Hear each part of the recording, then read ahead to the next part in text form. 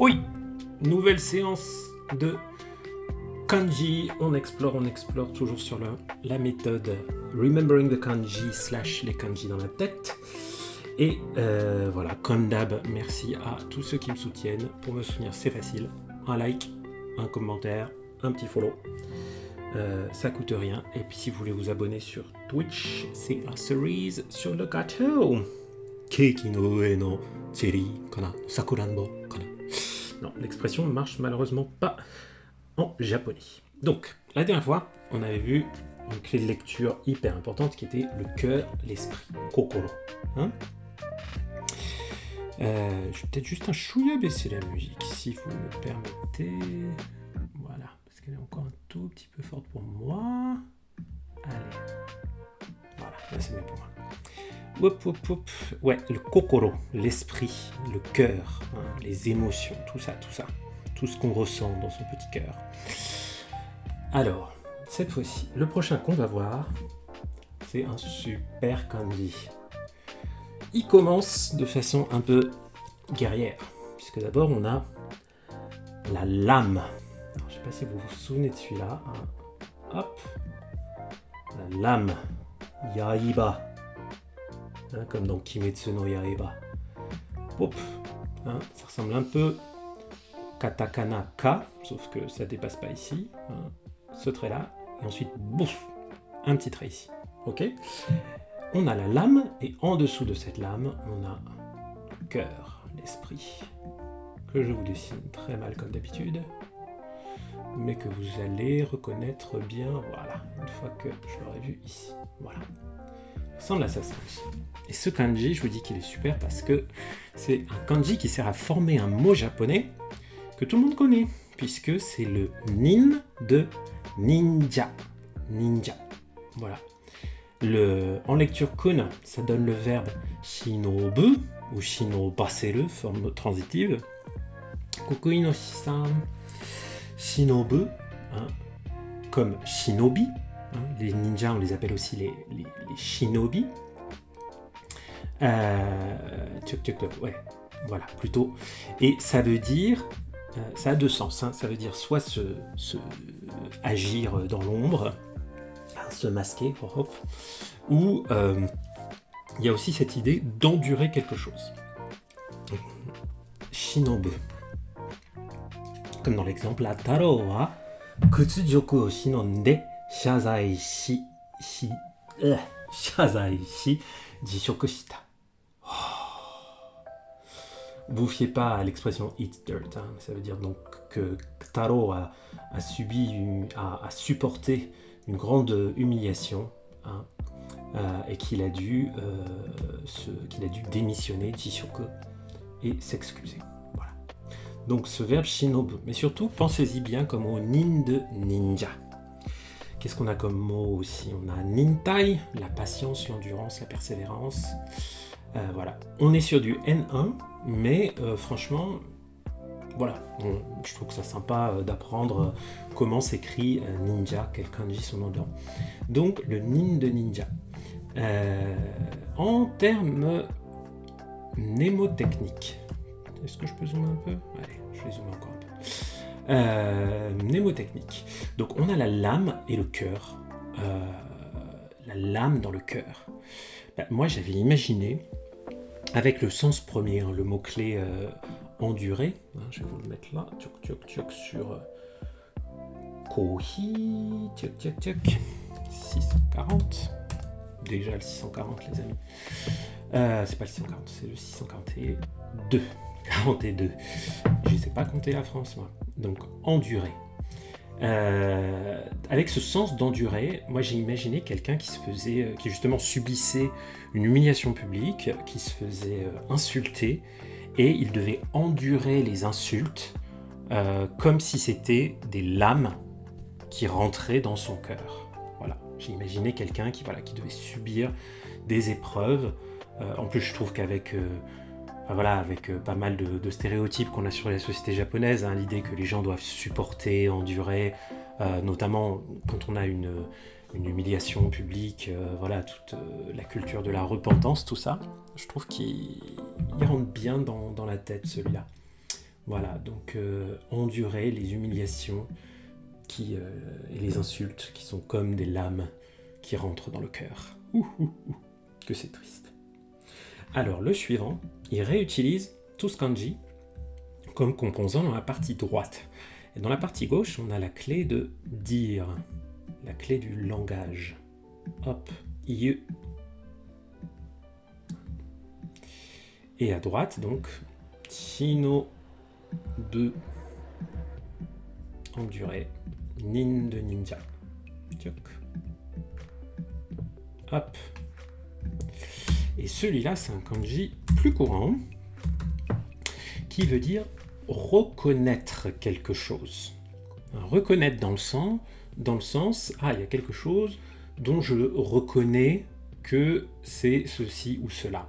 Un peu plus dans le sens que, mitomeru, ce verbe là, reconnaître, ça veut notamment dire par exemple, on peut le voir dans l'actualité, par exemple sur les questions sur est-ce que au Japon les tribunaux reconnaissent les unions entre les personnes de même sexe, par exemple. Là, on va trouver ce mot mitomeru. Donc il y a une idée de jugement, de discernement. Voilà. Il se prononce également en prononciation on-nin, comme le nin de ninja. Vous savez, souvent, pas toujours, mais souvent, des kanji qui partagent une partie droite similaire ont une prononciation on similaire. Donc là, c'est le cas. Et tac. Voilà, niveau N3, je vous avais dit, il est beaucoup plus courant. On va le trouver dans des mots comme kakunin, qui veut dire confirmer quelque chose. Kakunin tashimasu. Je vérifie, je vais vérifier, je vais confirmer, par exemple, votre numéro de réservation.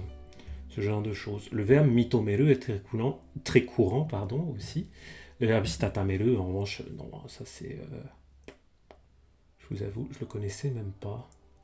Ouais, Donc comme d'hab, n'oubliez pas, ne cherchez pas à apprendre toutes les lectures en même temps avec les kanji. Mitomeru et nin, c'est très courant. Shitatameru, oui, bon. Après, comme une fois que vous aurez passé le JLPTN1, vous pourrez vous amuser avec ce genre de vocabulaire. Mais ne vous mettez pas trop de pression là-dessus. Et ninshiki aussi, ninshiki, le fait de...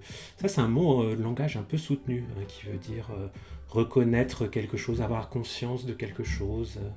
On le trouve souvent avec ninshiki suru, cette expression qui veut dire être conscient de...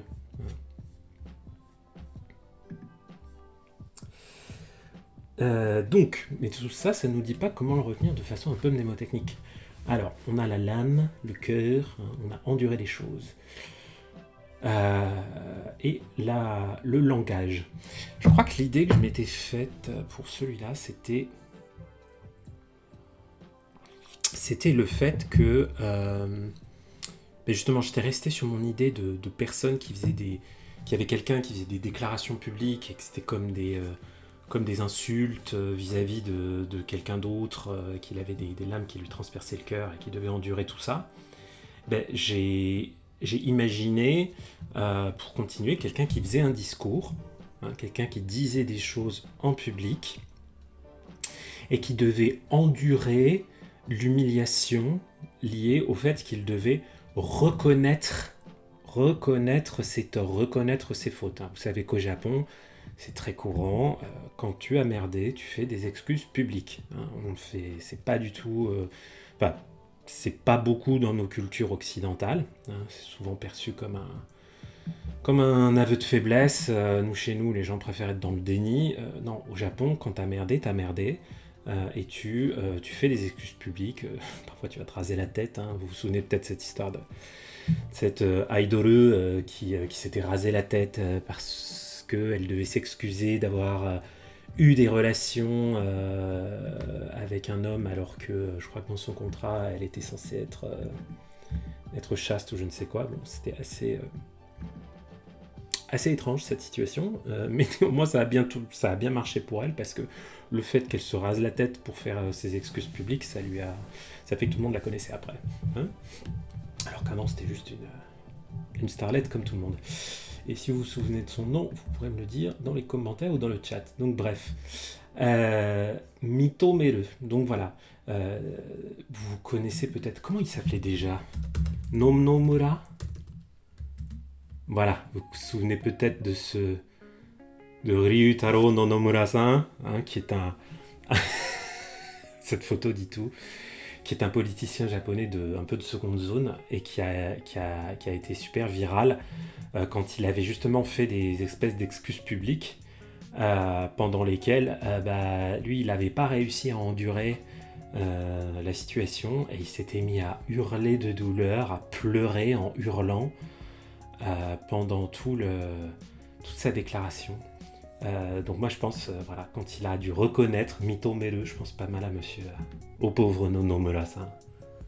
Je crois qu'il avait fait un détournement de fonds, mais c'était que dalle, quoi. Enfin, c'était genre, il avait peut-être détourné 30 000 euros, enfin c'était pas, je veux dire, c'est pas le scandale du siècle, quoi. Mais ouais, là aussi ça a fait le buzz. Peut-être pas un buzz très positif pour lui là quand même. Allez, le suivant, il est intéressant aussi. Cette fois-ci, on a le serpent sur le haut.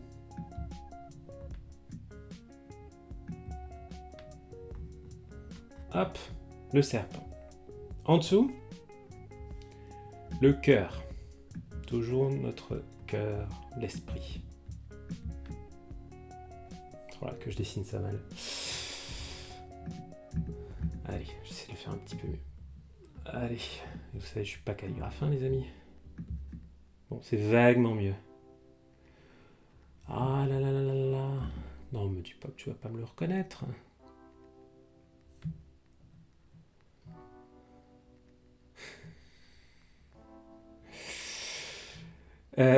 Tiac. Bonjour dans le chat. Alors, est-ce qu'il me l'a reconnu celui-là?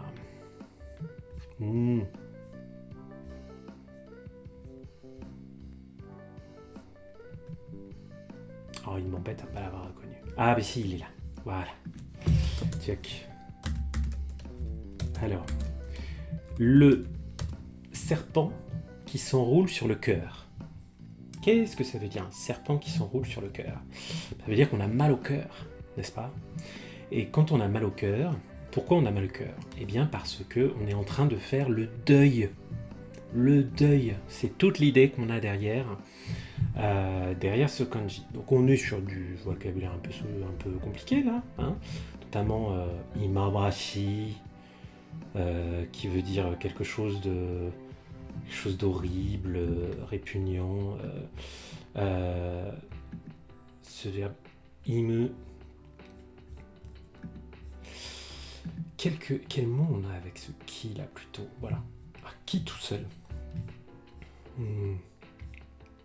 Je sais plus à quel mot je pensais, c'est pas. Je vais peut-être le voir plus bas. Hein. Donc, peut-être kaiki. Voilà, shichikaiki, c'est ça que j'avais vu il y a pas longtemps. Shichikaiki. Sur tac. Sur shichikaiki. Non, je vais pas cliquer sur mon 14e onglet, Zizi Potter. Donc, Shichikaiki, 6e anniversaire de la mort de quelqu'un. Voilà, qui se passe 7 ans, enfin, 6e anniversaire ou 7e anniversaire? Bonne question. Anyway. Donc, Imawashi Im Ki. Ben voilà, je vous ai dit l'histoire néotechnique que j'avais, hein, l'idée que voilà, le deuil, c'est quelque chose de tellement douloureux qu'on a l'impression que c'est comme un serpent qui s'enroule autour de son cœur. Voilà. Histoire bien triste, mais qui fait qu'on peut s'en souvenir. Et voilà. Mais il m'embête quand même un peu ce kanji, parce que je vous avoue, niveau prononciation, je me souviens de Imawashi et ce Shichikaiki. Mais ouais. Voilà, voilà. Ah, le suivant, c'est un kanji beaucoup plus courant. En haut, on a notre guerrier, notre bushi. Hein. Le guerrier samouraï, vous vous souvenez, c'est un plus, et en dessous, c'est le sol, mais il ne faut pas le confondre avec la terre. Je vous le rappelle, je vais vous le mettre à côté. La terre, c'est ça. Hein. La terre, le sol, il est plus long que la croix qui est au-dessus. Le guerrier, le sol est plus court. Ok. Et là, on a notre guerrier qui est sur le cœur, bien sûr, puisque c'est celui qu'on regarde en ce moment. Je dis, il est dans plein de kanji celui-là. Et ce chi-là, il indique la volonté, l'intention. Hein? La volonté, l'intention. Chi.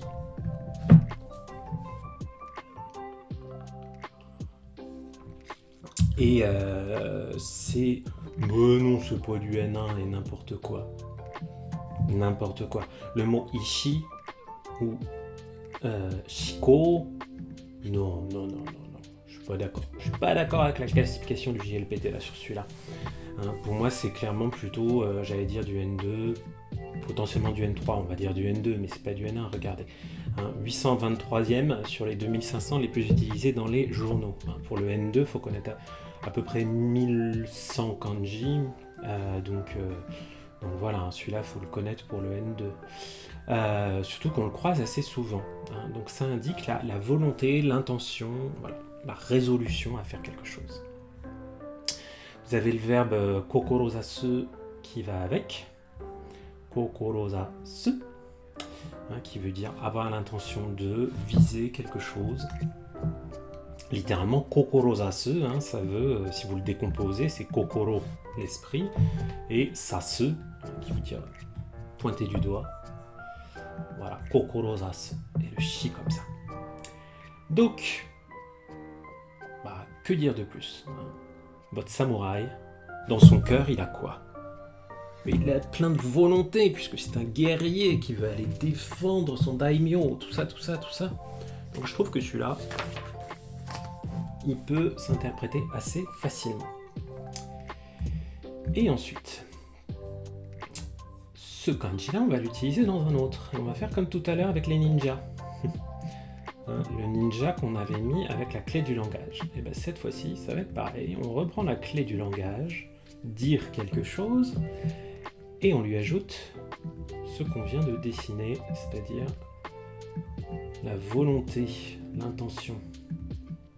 Et ça aussi, c'est un kanji assez courant, hein, que souvent on apprend, on apprend souvent parmi ces 500 premiers kanji. C'est le shi de zashi, zashi le magazine, hein, et ça veut dire des documents. Alors attention, il y a aussi le mot shiryo qui veut dire document, mais celui-là il s'écrit avec autre chose. Hein. Il s'écrit comme ça, shiryo, malheureusement, c'est pas avec ce shi là. Zashi. Zashi. Ah, ce mot je l'adore. Fubutsu. Mais Fubutsushi, c'est pas avec ce shi là. Bah oui, je trouve ça bizarre, tiens. Fubutsushi, on peut l'écrire aussi avec ça? Attendez, je regarde juste. Les Fubutsushi, c'est, comment dire, les objets, et en particulier les aliments, les événements, les phénomènes naturels qui évoquent une saison. Hein, par exemple, les citrouilles, c'est un Fubutsushi. Ah ouais, ça peut s'écrire effectivement avec celui-là. Je savais pas. Ça évoque l'automne, Halloween, tout ça quoi. Le mochi, ça évoque plus le nouvel an, ce genre de choses.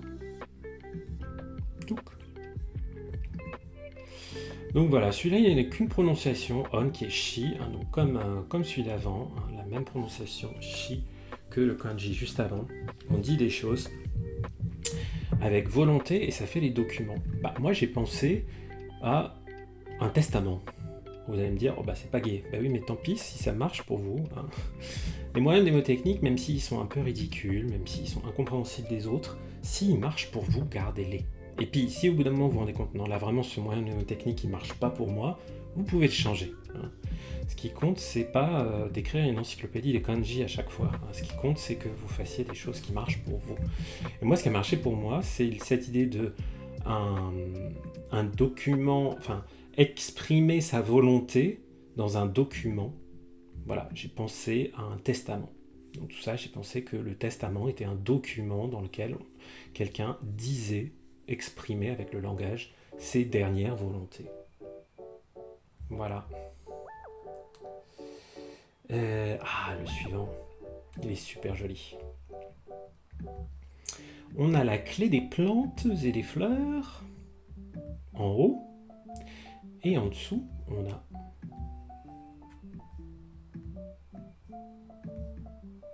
le cœur. Tout simple, tout joli.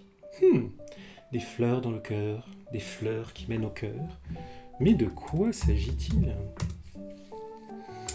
Le mot anglais, c'est wick. Alors vous allez me dire, qu'est-ce que c'est que ce truc-là ? C'est John Wick ou je sais pas quoi ? Non, non. Le wick, c'est la mèche. Je vous montre. Tic. Non, mais ne me montrez pas John Wick, les amis. Par exemple, Wick of Candle, voilà, la petite, la mèche. Hein, c'est aussi quelque chose qui se trouve au centre d'un objet long. Par exemple, la mine de crayon. Hein, la mine du crayon. On va utiliser ça. Il a que la prononciation shin, donc en on. C'est un kanji assez rare, hein, on va pas se mentir, mais comme visuellement il est tout simple. Vous voyez, ça veut dire aussi, ça veut aussi dire la moelle. Hein. Vous voyez vraiment ce qui se trouve au centre d'une autre substance là. Hein.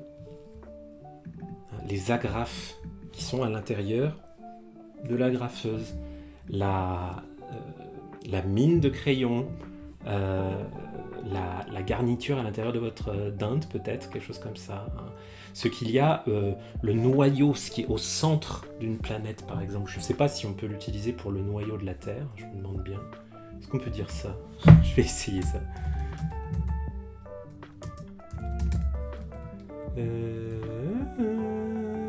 Voilà. Est-ce que ça peut se dire ça ? Non, ça peut pas se dire, c'est pas grave. Peut-être qu'on dit quoi, je sais pas. Je suis pas très bon en géologie non plus, les amis. Voilà. Eh bien, celui-là, qu'est-ce que je m'étais mis comme moyen mnémotechnique déjà ? Ouf, je suis allé trop vite, position.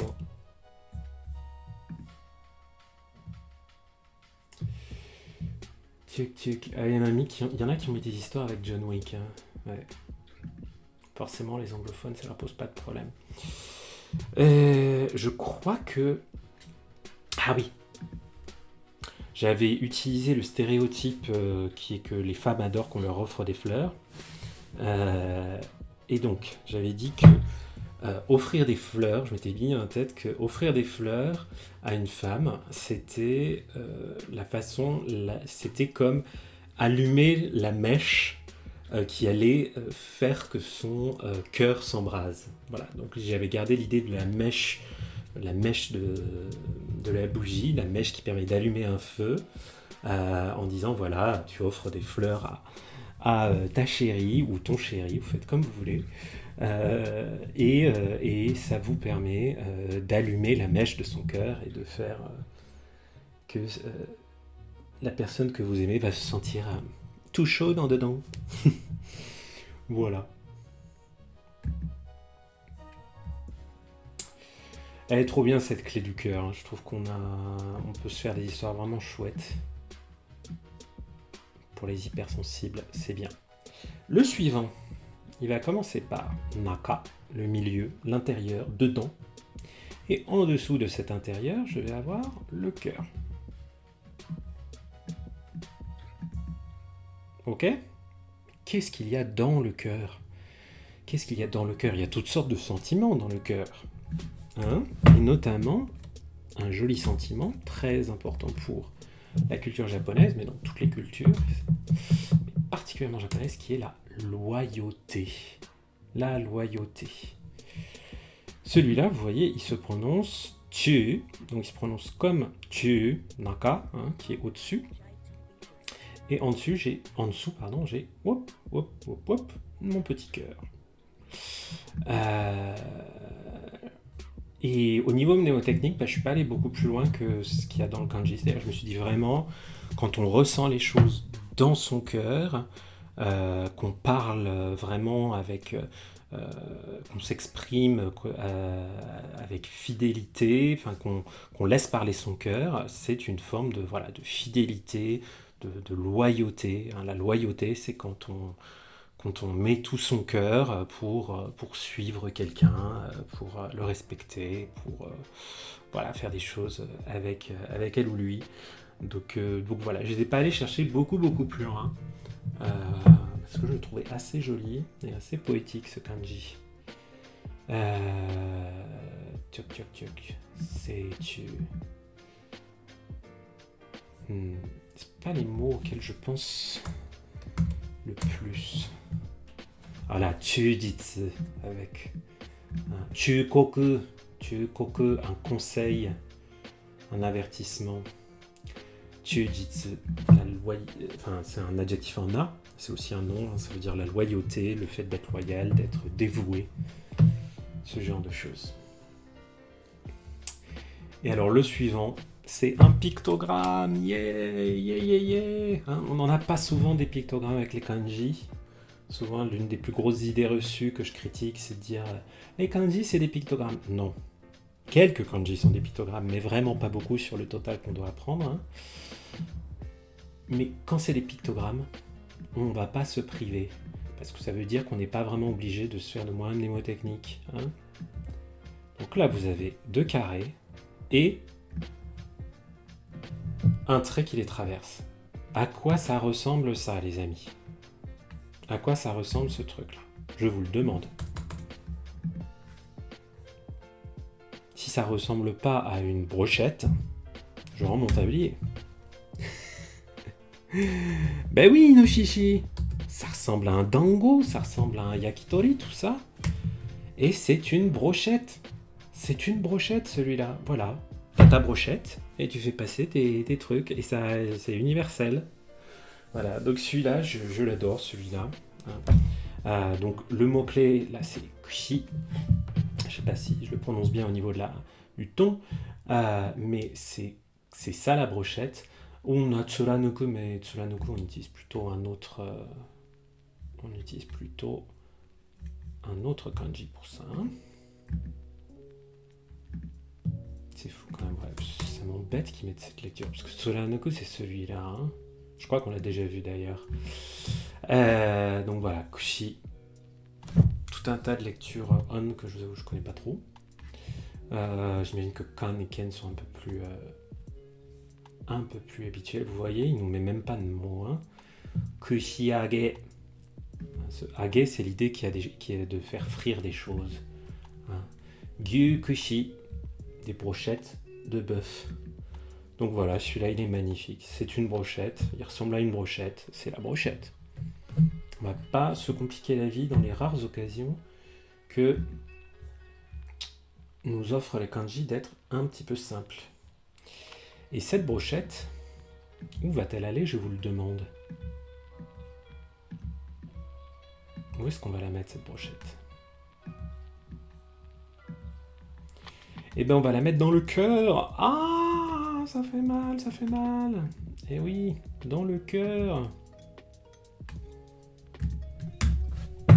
Et quand tu as une brochette dans le cœur, qu'est-ce qui t'arrive ? Eh bien, tu souffres.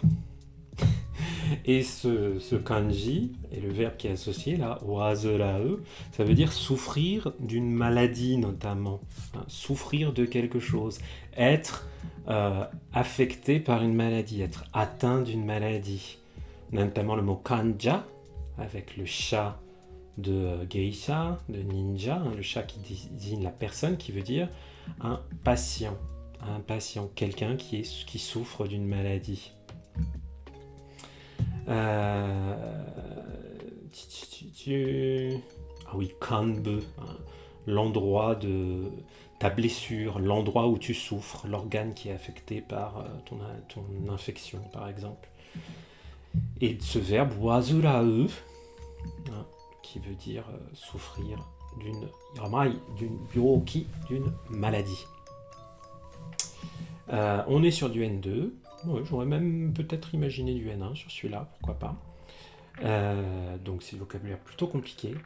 Mais alors au niveau mnémotechnique, franchement, une fois que vous avez la brochette et que quelqu'un a une brochette dans le cœur, bah vous imaginez quelqu'un qui se présente aux urgences avec un problème, c'est d'un barbecue qui a dérapé parce qu'il a une brochette plantée dans le cœur. Cette personne, elle va pas trop bien généralement, elle va peut-être un peu souffrir et on a peut-être besoin de l'aider. Voilà. Donc voilà, imaginez un patient à l'hôpital qui a eu un accident domestique terrible de brochette dans le cœur. Peut-être qu'il avait fait trop cuire le bœuf et que il s'est fait attaquer par un invité qui voulait de la viande saignante. Je ne sais pas. Le suivant, alors ça c'est un kanji probablement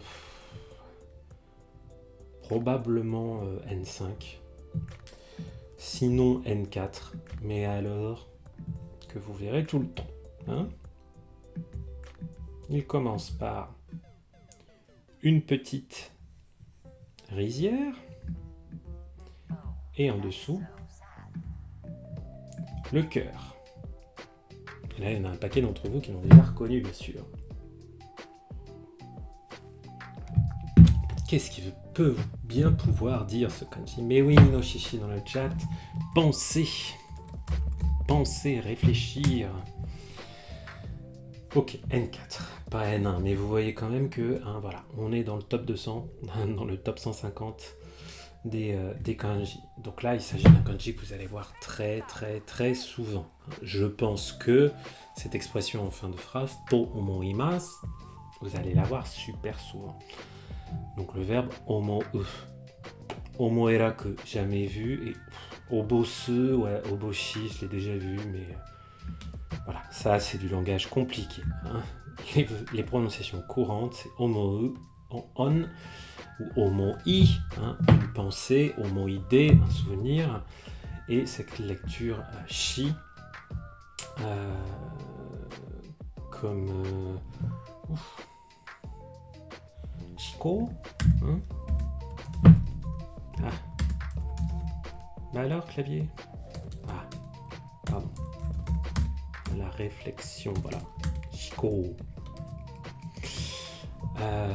Voilà. Donc je vous avoue qu'au niveau mnémotechnique, j'ai pas grand chose à vous dire sur celui-là parce que il se voit tellement souvent que voilà, je sais plus du tout comment je l'avais retenu, si je m'étais fait une histoire ou pas. Ah là là.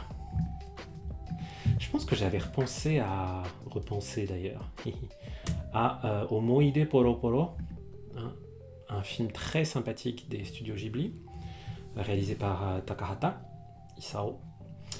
Et donc celui-là, Pensée, je pense que je m'étais mis l'histoire dans ce film, dans ce dessin animé, c'est une... déjà, il y a ça dans le titre, hein, il y a Omoide, donc le souvenir. Donc il y a ce kanji littéralement dans le titre du dessin animé. Et c'est l'histoire d'une jeune femme qui part à la campagne pour un peu se ressourcer, repenser à sa vie et tout. Et donc j'ai pensé au fait qu'elle faisait appel à ses souvenirs, qu'elle faisait appel à ce qu'il y avait dans son cœur, alors qu'elle travaillait dans la rizière. Voilà. Donc j'ai pensé à ça. Donc c'était une histoire hyper personnelle. Mais voilà, il y a peut-être quand même cette idée, hein, souvent quand on fait du travail manuel, du travail un peu répétitif, comme par exemple cueillir enfin faire le inegari, hein, ramasser le riz dans la rizière, ça peut être une façon de se ressourcer, de penser à soi, de se souvenir de certaines choses. Donc ça peut marcher même quand on n'a pas vu le film Omoide Poro Poro, que je vous recommande très très très chaleureusement. Ouf. Alors le suivant. Il est aussi dans un Ghibli, si je dis pas de bêtises, mais c'est un peu plus compliqué. Donc cette fois-ci, en haut, j'ai mon enclos, mon grand carré, dans lequel j'ai un grand chien. Je sais pas si vous vous souvenez de celui-là, hein, c'était la cause. La cause. Hein, le in de... Pardon. Gen-in. La cause, le facteur, voilà. Je le refais.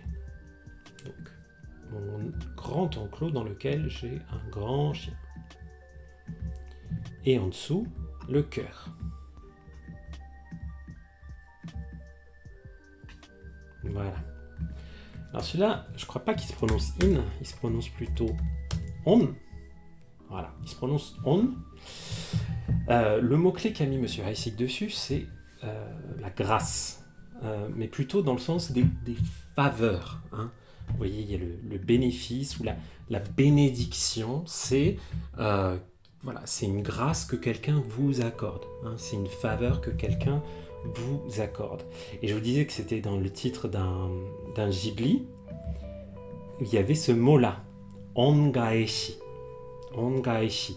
C'est le fait de, je sais pas comment on dit, de s'acquitter d'une dette ou de renvoyer l'ascenseur, le fait de faire quelque chose de sympa, ou un retour de grâce, peut-être qu'on dit ça en français, je suis pas sûr. Le fait de rendre l'appareil à quelqu'un qui a fait quelque chose de gentil pour vous. Et donc, c'est dans le film, le dessin animé, Le Royaume des chats, hein, dont le titre d'origine c'est Neko no Ongaeshi. Hein, donc, le chat vous remercie, le chat rend service, enfin, il vous rend service en échange du service que vous lui avez rendu. Et voilà. Et alors, niveau néotechnique, qu'est-ce que je m'étais mis là-dessus? Je vous avoue, il est assez abstrait celui-là, je me souviens plus très bien.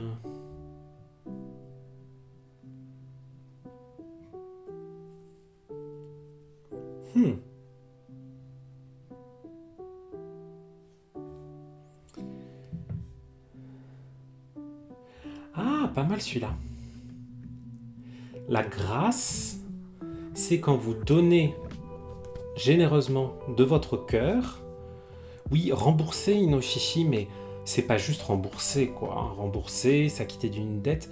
Il y a un côté vraiment positif, tu vois. C'est pas juste que tu es obligé, quoi. Hein, c'est que tu fais ça parce que, aussi par grandeur d'âme, quoi. Hein.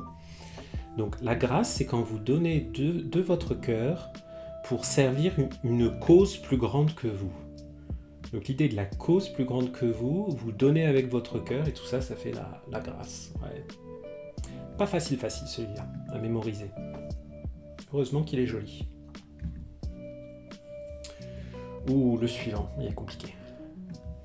On a la cave. Hein, la caverne. Parfois dans mes histoires, je dis que c'est la Batcave. La caverne de Batman. Voilà. Ce kanji-là, je crois qu'il peut se prononcer kotaeru, si je dis pas de bêtises. Hein. Sinon, c'est ojiru, ouais, kotaeru, hein, ojiru, ataru, masani. Ah, vous prononcez masani ce truc? Non, c'est ça, masani. Il y a vraiment des lectures super rares. Hein. Donc, c'est l'idée de... comment dire? C'est apply, mais dans le sens candidater. Hein, répondre à une annonce pour un job, par exemple. Hein. Hein, on a notamment le mot obo, hein, qui veut dire candidater pour un job, to apply for a job. Hein. On n'a pas candidater, c'est un peu moche comme français, je trouve, mais j'ai pas vraiment trop d'équivalent, donc on peut dire ça, ou se présenter à quelque chose, voilà. Il y a aussi cette idée de réponse, hein, puisque vous voyez que ça peut se prononcer kotaeru, même s'il y a un kanji dédié pour kotaeru, la réponse, ça s'écrit pas tellement avec celui-là. Et tac, tac, tac. Oui, voilà, hein, le verbe ojiru. Hein? Ojiru. Qui veut aussi dire, ah oui, s'appliquer à être conforme à quelque chose. Ni ojite. On peut trouver ça après des noms. Et ben je sais plus pourquoi celui-là il me fait penser à mes histoires de Batcave et de Batman et Robin. Et j'ai fait repenser à Robin qui mettait tout son cœur pour candidater au poste d'assistant de Batman dans la Batcave. Alors pourquoi il m'a fait penser à ça, ce kanji? Les mystères de la mémoire, les amis. Les mystères de la mémoire. Le suivant. Alors. D'abord, on a le son, oto, hein, ou le on de ongaku, le son. Hein, je ne sais pas si vous vous souvenez, il se compose du vase ou de la personne debout, tatsu, et en dessous du jour, du soleil. Et en dessous de tout ça, je trouve, encore une fois, le cœur. Yes. Ah.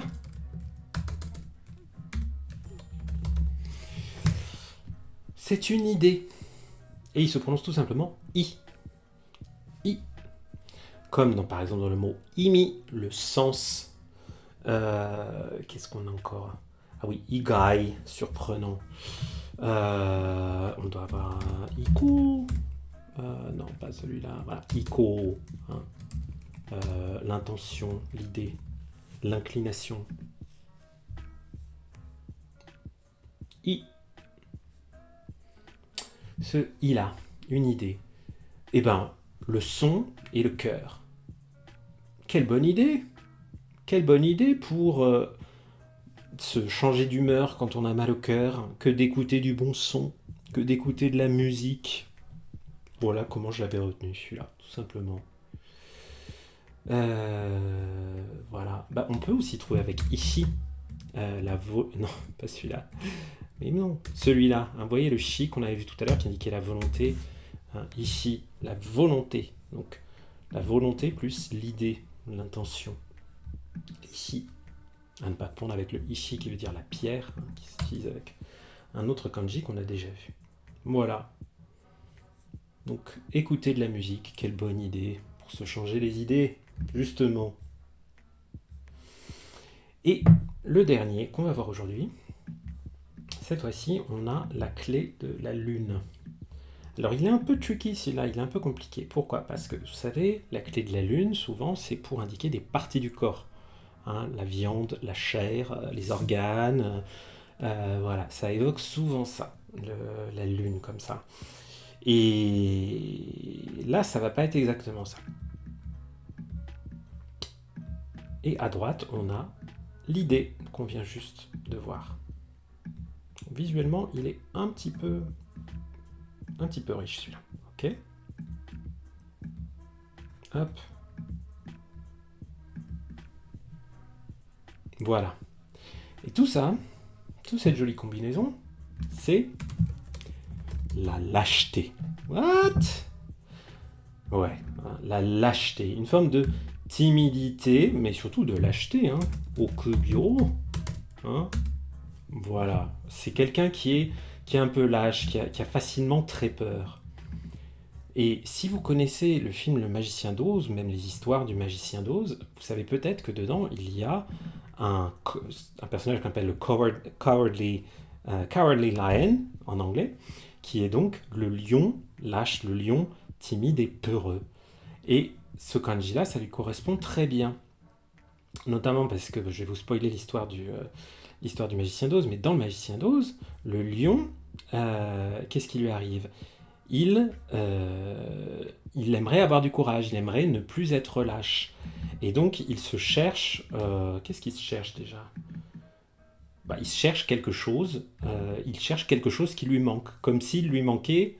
C'est là où je fais le lien. Comme s'il lui manquait une partie du corps. Comme s'il lui manquait un organe. Hein. Il se dit, bah tiens, je vais aller chercher mon courage, parce que je ne l'ai pas. Mais, en fait, ça n'était pas une partie du corps qui lui manquait. Tout ça, c'était une idée dans sa tête. Voilà.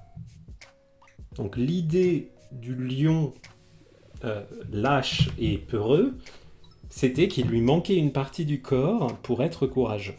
Donc c'est comme ça que j'ai fait ce lien dans ce kanji-là. D'accord, c'est un peu tordu, mais j'ai réussi à m'en souvenir. Voilà. Okud okubyo. Et voilà. Et ça va être le dernier pour aujourd'hui.